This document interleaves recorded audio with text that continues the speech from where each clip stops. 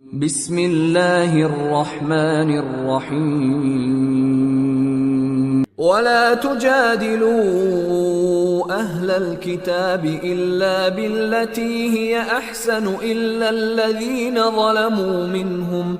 وقولوا آمنا بالذي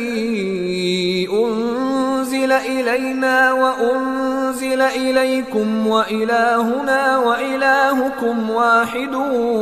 ونحن له مسلمون. او له اهل کتابو سره بحث مکوي مگر په غوره ډول پرته له هغو خلکو چې له هغو څخه ظالمان وي